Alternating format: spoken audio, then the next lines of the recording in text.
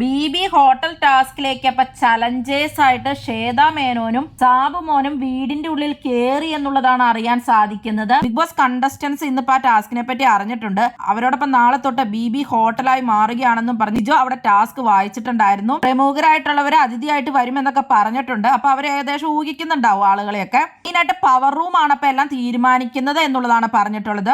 3 department ആണ് അവർക്കുള്ളത്. ഒന്ന് കിച്ചൺ ഉണ്ട്, ക്ലീനിങ് ഉണ്ട്, എന്റർടൈൻമെന്റ് ഉണ്ട്.